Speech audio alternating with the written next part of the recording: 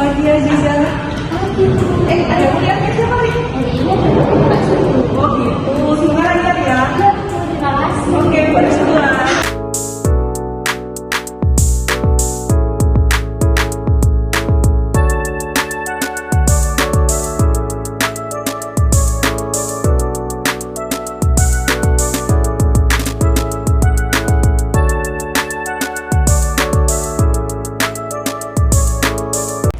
Bismillahirrahmanirrahim. Assalamualaikum warahmatullahi wabarakatuh. Mohon izin untuk memperkenalkan diri. Nama saya Agnes Anandita, Sarjana Pendidikan Magister Manajemen. Saat ini saya bekerja di Akademi Pariwisata Mandala Bakti Surakarta dengan home base program studi Diploma 3 Perhotelan. Saat ini saya bekerja sebagai dosen tetap dengan tugas tambahan sebagai Wakil Direktur 1 pada bagian akademik. Pada kesempatan ini, saya akan menjelaskan pelaksanaan pengajaran salah satu mata kuliah yang saya ampu pada semester genap tahun akademik 2024-2025, yaitu mata kuliah Manajemen Sumber Daya Manusia. Baik, saya akan langsung ke RPS-nya atau rencana pembelajaran semesternya. Untuk capaian pembelajaran lulusan, di sini saya menuliskan 3 CPL. Untuk CPL yang pertama adalah menerapkan prinsip dasar manajemen sumber daya manusia dalam proses rekrutmen dan pengembangan karyawan di industri perhotelan. Untuk CPL yang kedua adalah melaksanakan evaluasi kinerja dan sistem penghargaan secara profesional untuk meningkatkan produktivitas dan kepuasan kerja. CPL yang ketiga, mengelola hubungan kerja dan penyelesaian konflik dengan pendekatan etis dan menghargai keberagaman. Kemudian untuk capaian pembelajaran mata kuliah atau CPMK-nya, di sini saya membagi menjadi 6 CPMK. CPMK yang pertama, mahasiswa mampu menjelaskan konsep dasar, fungsi, dan ruang lingkup manajemen sumber daya manusia dalam konteks industri perhotelan. CPL yang kedua, mahasiswa mampu menerapkan proses rekrutmen dan seleksi karyawan secara profesional dan sesuai dengan kebutuhan operasional. Kemudian CPMK yang ketiga, mahasiswa mampu menyusun program pelatihan dan pengembangan kompetensi karyawan secara efektif. Kemudian CPMK yang keempat, mahasiswa mampu melaksanakan evaluasi kinerja dan merancang sistem penghargaan yang mendukung produktivitas dan kepuasan kerja. CPMK yang kelima, mahasiswa mampu mengelola hubungan kerja serta menyelesaikan konflik di lingkungan kerja hotel secara etis dan solutif. CPMK yang terakhir atau CPMK yang keenam adalah mahasiswa mampu menunjukkan sikap profesional dengan menghargai keberagaman, menjunjung etika kerja, dan menjaga keharmonisan di lingkungan kerja perhotelan. Untuk metode perkuliahan yang saya gunakan adalah case-based learning dan juga team-based project. Kemudian untuk metode penelitiannya, saya menggunakan 3 basis evaluasi. Yang pertama ada aktivitas partisipasi mahasiswa, yang kedua adalah hasil proyek atau hasil studi kasus ataupun hasil PBL. Kemudian yang ketiga ada metode penelitian kognitif atau pengetahuan.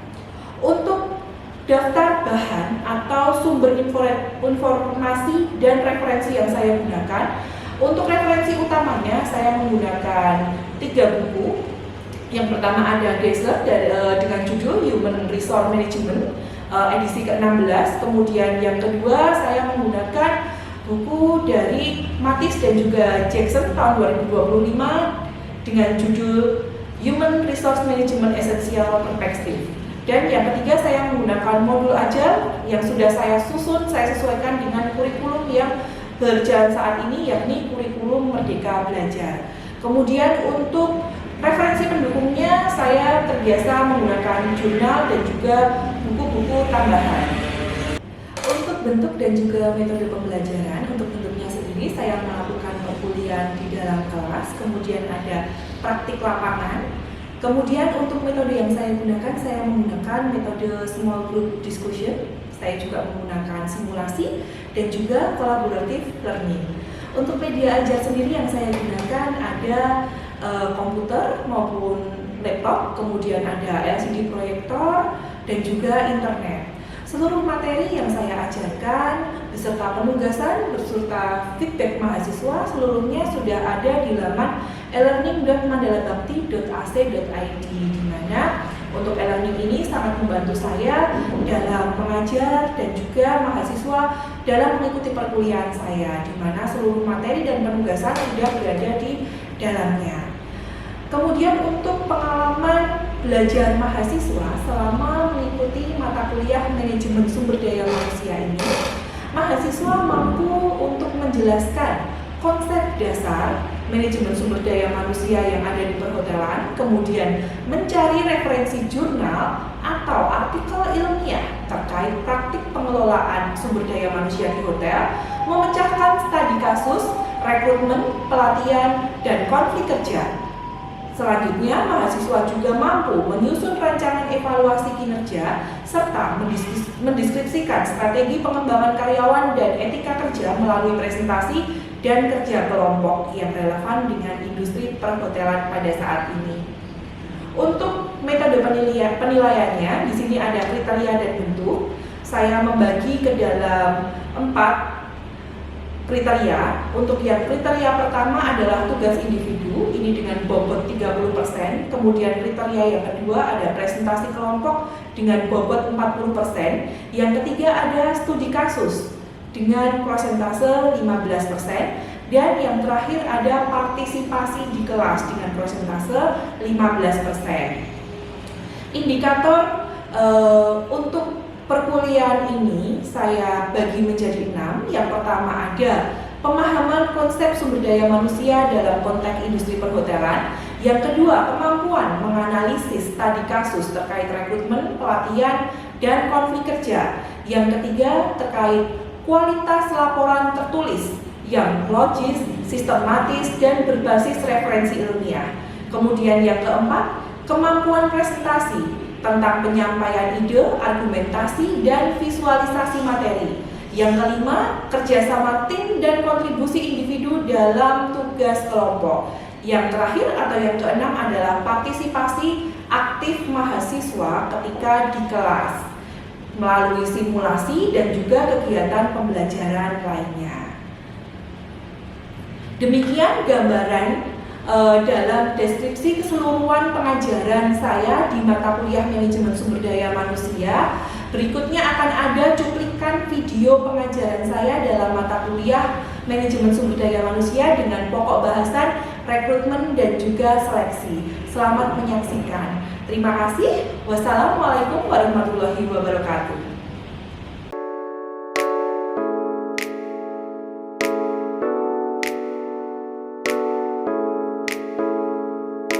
Assalamualaikum warahmatullahi wabarakatuh. Waalaikumsalam warahmatullahi wabarakatuh. Selamat pagi teman-teman semuanya. Pagi Guru. Sehat semuanya? Sehat. Sudah sarapan belum tadi sebelum mengikuti mata kuliah Bu Arnes? Sudah. Oh yang sudah, dari yang belum. Siapa yang belum? Oh ya. Oh 1, 2, 3, 4. Nanti ini ya makan pas selesai mata kuliahnya Bu Arnes gitu. Jadi untuk mata kuliah berikutnya perutnya nggak kosong, jadi semangat untuk kuliahnya. Tapi ini walaupun belum sarapan masih semangat kan ikut kuliah Bu Arnes? Iya, alhamdulillah. Baik, teman-teman, hari ini kita akan menempuh mata kuliah manajemen sumber daya manusia di pertemuan keempat. Gitu. Setelah sebelumnya di pertemuan ketiga kemarin kita membahas tentang perencanaan SDM. Hari ini kita akan membahas mata kuliah rekrutmen dan juga pokok bahasan rekrutmen dan juga seleksi. Sebelum kuliahnya dimulai, boleh Bu Arnes absen dulu, KRS-nya hari ini di bawah. Oke, ini untuk presensinya mau diisi. Kemudian saya cek dulu ya. Aurelia hari ini hadir. Satrio? Oke, Zaidan? Farhan? Aman Kafka? Alfida? Putri Dia? Sabila? Rio? Mudra? Oke, hadir semuanya ya hari ini. Baik teman-teman, langsung saja Bu Arnes ke materi perkuliahan pada pagi hari ini. Jadi pertemuan keempat mata kuliah manajemen sumber daya manusia. Nah, tadi Bu Arnes sudah sampaikan untuk pokok bahasan pada pagi hari ini adalah proses rekrutmen dan seleksi sesuai dengan kebutuhan hotel, karena produk kita adalah diploma 3 perhotelan. Jadi semua mata kuliah harus terfokus fokus pada bidang ilmu yang sesuai dengan bidang studi kalian. Kemudian kompetensi akhir yang diharapkan dari perkuliahan ini adalah mahasiswa mampu memahami dan menerapkan proses rekrutmen dan juga seleksi yang tepat sesuai kebutuhan operasional hotel, termasuk pemilihan strategi, analisis tantangan, serta perencanaan tenaga kerja yang efektif. Langsung saja kita ke materinya. Untuk yang pertama, teman-teman sudah pernah dengar belum apa itu rekrutmen? Belum? Mungkin dulu ada yang SMK pernah melamar kerja? Saya Bu. Oke, lamar kerja di mana Satrio? Dulu ada tawaran di PT Pama Persada Kalimantan. Begitu. Terus kamu mencoba untuk melamar pekerjaan? Iya. Ya. Di mana proses kamu melamar pekerjaan itu perusahaan sedang melakukan rekrutmen. Ya. Jadi rekrutmen itu sendiri merupakan proses mencari dan menarik kandidat yang potensial untuk mengisi posisi kerja yang tersedia. Jadi rekrutmen itu yang mengadakan siapa? Perusahaan. Tujuannya untuk apa? Untuk mencari dan menarik kandidat. Nah, prosesnya melibatkan apa saja saat Satrio kemarin mendaftar di PAMA? Itu pakai yang namanya CV, ijazah pengalaman nggak untuk administrasi? Iya, pakai. Ya, yang disebut kita sering menyebutnya sebagai surat lamaran kerja. Itu terdiri dari beberapa berkas ya, dari data diri seperti KTP, pas foto, kemudian ada CV, ijazah pengalaman, itu sudah pasti dilampirkan. Kemudian yang kedua, ada tes tertulis atau psikotes atau ya? Ada. Ada. Kemudian ada wawancara juga? Tentu ada. Tentu ada. Kemudian ada uji keterampilan atau simulasi kerja? Iya. Yang terakhir ada pemeriksaan referensi atau background check. Kamu mungkin ditanya lulusan dari mana, punya kompetensi apa, seperti itu? Iya. Ya. Jadi teman-teman, untuk rekrutmen itu sendiri, nantinya prosesnya pasti akan melibatkan ini. Gitu. Kemudian setelah direkrut, banyak orang yang mendaftar, banyak orang yang memasukkan lamaran CV tadi, CV dan juga surat lamaran kerja ya. Nah, itu perusahaan melakukan yang namanya seleksi. Seleksi itu apa? Seleksi itu proses menyaring dan memilih kandidat terbaik dari pelamar yang telah direkrut. Jadi, kalau tadi rekrutmen itu proses kita merekrut orang, banyak orang yang melamar, dari banyaknya lamaran ini kita harus menentukan orang-orang terbaik yang bisa melanjut bekerja di perusahaan kita. Ya, itu. Nah, kenapa tuh kok harus diseleksi? Kok nggak semua yang melamar harus diterima? Ada yang tahu kenapa?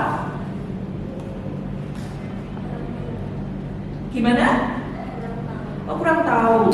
Baik. Yang pertama, karena sumber daya manusia itu menentukan kualitas pelayanan, apalagi kalau di hotel ya. Hotel itu kita harus punya kompetensi. Kompetensinya seperti yang kalian pelajari di sini. Ada misalkan di front office, berarti yang melamar itu harus sesuai kemampuannya di bidang front office. Ada housekeeping, berarti background pengalaman atau pendidikannya harus di bidang housekeeping. Begitu juga dengan divisi-divisi yang lain, makanya harus diseleksi. Kalau orang pengalamannya lebih banyak di housekeeping, kemudian rekrutmennya itu di bagian front office, sesuai nggak? Tidak, kecuali dia punya pengalaman di beberapa divisi, baru mungkin bisa dipertimbangkan gitu. Tapi kalau dia tidak punya pengalaman sama sekali di front office, lebih baik kita memilih orang yang mempunyai pengalaman atau mempunyai background pendidikan di bidang yang kita butuhkan. Kemudian yang selanjutnya, menghindari namanya kesalahan dalam rekrutmen dapat berdampak langsung pada kepuasan tamu. Dimana kita tahu di era digital saat ini, jempol netizen adalah apa? Penentunya, ya kan?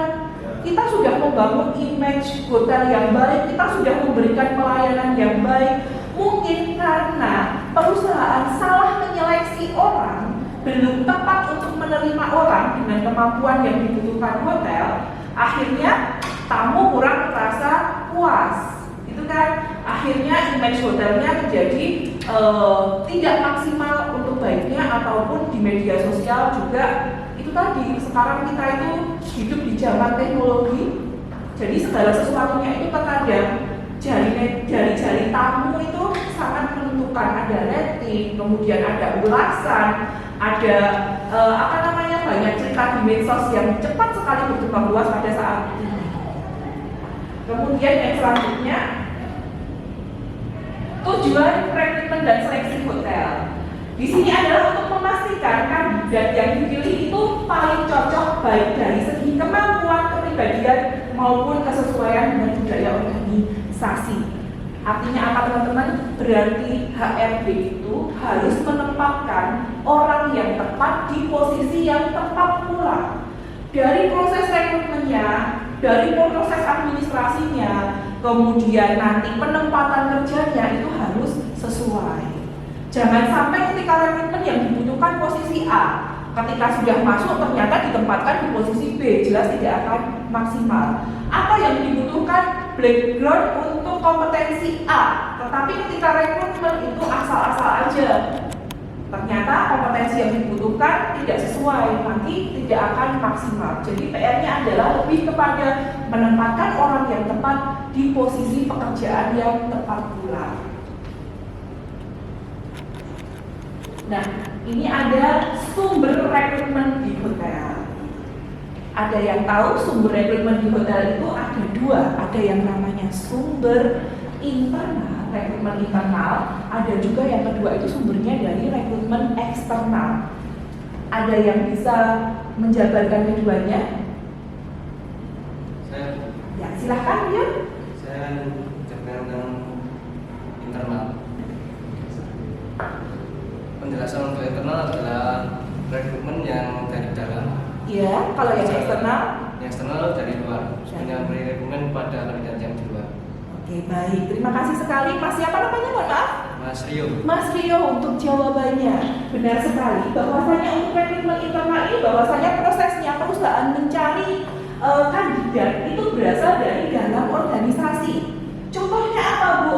Contohnya melalui promosi jabatan. Promosi jabatan itu apa? Naik pangkat. Kemudian yang kedua ada rotasi antar departemen. Jadi yang tadinya misalkan di FO bisa di bagian keuangan. Gitu. Jadi rotasi ya, muter gitu. Cuman kan ketika perusahaan melakukan rotasi harus ada pendidikan dan juga pelatihan. Jadi tidak serta-merta gitu ya. Kemudian untuk yang kedua ada rekrutmen eksternal. Ini tadi benar sekali apa yang disampaikan oleh Mas Rio, bahwa proses mencari kandidatnya ini berasal dari luar organisasi. Contohnya apa, Bu? Kalian pernah mencari lowongan pekerjaan lewat internet? Mungkin dari Instagram ada info lowongan pekerjaan, dari Jobstreet, dari link ID, dari koran, dari apa lagi? Dari Jobfile, dan masih banyak lagi. Nah, ini juga salah satunya melalui program magang. Nah, besok teman-teman semua ketika sudah semester 4 ada yang namanya program magang. Kita magangnya di Hotel Bintang 5. Kalau kinerja kalian bagus ketika magang, nanti teman-teman bisa langsung terserap di dunia kerja. Bisa jadi hotel langsung rekrut kalian. Ini yang terjadi juga pada kakak-kakak kalian gitu. Yang kerjanya bagus langsung ditarik gitu. Begitu juga yang di dalam negeri juga luar negeri, yang di luar negeri pun juga sama. Mereka yang kerjanya bagus akhirnya perpanjang kontrak lagi tanpa mereka repot mencari-cari pekerjaan. Ternyata mereka begitu lulus langsung bisa mendapatkan pekerjaan. Nah, sekarang ada pertanyaan dulu mungkin sampai sini teman-teman. Ya, silakan Sabila. Terima kasih untuk Ibu atas kesempatannya. Perkenalkan nama saya Sabila, mohon izin untuk bertanya Ibu. Silakan. Untuk rekrutmen itu secara internal maupun eksternal itu kan pasti ada kekurangan dan kelebihan ya Bu ya? Ya, jelas pasti. Itu untuk kekurangan dan kelebihannya itu apa saja Ibu? Terima kasih. Terima kasih Sabila untuk pertanyaannya. Jadi pertanyaan dari Sabila itu tentang kekurangan dan kelebihan dari rekrutmen internal dan juga eksternal. Mungkin teman-teman kemarin dari modul yang sudah Bu Anes bagikan, kemarin Bu Anes bagikan modulnya bagus cara ini ya, PDF-nya. Nah, untuk yang pencetaknya besok Bu Anes akan bagikan ke teman-teman semua. Mungkin ada yang bisa membantu, ada yang sudah membaca modul yang Bu Anes bagikan. Ya, silahkan Rio mau menjawab pertanyaannya. Ya Bu, saya ingin mencoba menjawab pertanyaan dari Mbak Sabila. Untuk keunggulan dari rekrutmen internal adalah biaya lebih rendah dari eksternal. meningkatkan motivasi karyawan dalam perusahaan. Dan untuk kelemahannya dapat muncul konflik antar karyawan perusahaan. Baik, terima kasih sekali Mas Rio untuk jawabannya. Jadi benar sekali apa yang dikatakan Mas Rio tadi, bahwasanya untuk kelebihan rekrutmen internal ini sendiri jelas lebih rendah secara pembiayaan karena dia tidak melakukan rekrutmen dari awal seperti pengiklanan, kemudian nanti harus seleksi, mungkin yang melamar lebih orang kan tetap butuh waktu, tetap butuh dana seperti itu. Tapi kalau dari internal tidak membutuhkan banyaknya dana. Akan tetapi ada juga kelemahannya. Kelemahannya seperti apa? Kelemahannya adalah ketika rekrutmen internal ini dilakukan bisa muncul konflik organisasi. Jadi kan orang bersaing ya gitu. Kalau bersaingnya sih kan nggak apa-apa gitu. Tapi kadang di perusahaan itu yang namanya konflik itu selalu ada gitu. Tapi harapannya sih ketika ada challenge promosi jabatan atau rotasi jabatan itu bisa berjalan dengan baik gitu. Karena untuk perusahaan sendiri dia juga mempunyai benefitnya apa ya itu tadi, berarti dia tidak harus mengeluarkan banyak dana. Terus keunggulan yang selanjutnya adalah loyalitas karyawan akan meningkat. Kalau tadi dampak negatifnya bisa memicu konflik organisasi, ternyata melalui rekrutmen internal itu sendiri juga bisa meningkatkan motivasi karyawan. Misal posisi GM yang kosong, nanti yang di bawah akan berlomba-lomba ini meningkatkan kinerjanya, meningkatkan motivasinya untuk mengisi lowongan yang kosong. Nah, kemudian yang selanjutnya ada rekrutmen eksternal. Ini adalah kebalikan dari internal. Kalau internal tadi kita mengambil dari luar organisasi, dari dalam organisasi. Kalau yang eksternal ini dari luar. Kalau dari luar itu keunggulannya lebih kepada kalau ada orang-orang baru, itu budaya organisasi yang mungkin tidak baik, ada orang baru lebih refresh lagi dengan orang baru, dengan pemikiran baru bisa membuat iklim organisasi menjadi lebih baik juga. Kemudian juga bisa meningkatkan pengetahuan dan keahlian yang belum tersedia dalam perusahaan yang sekarang gitu. Mungkin kita merekrut orang baru yang lebih berpengalaman, jadi dia bisa meng-share ilmunya kepada di perusahaannya kita. Kemudian ada juga untuk segi kelemahannya, di sini juga bisa menghambat karir ya, yang di dalam harusnya GM itu kita yang di bawah nih, kita bisa melalui promosi jabatan, tapi ternyata dari manajemen terutama HRD lebih menginginkan orang yang pengalamannya mungkin lebih lama lagi karena dianggap yang di dalam belum mumpuni seperti itu. Kemudian yang selanjutnya karyawan tidak termotivasi.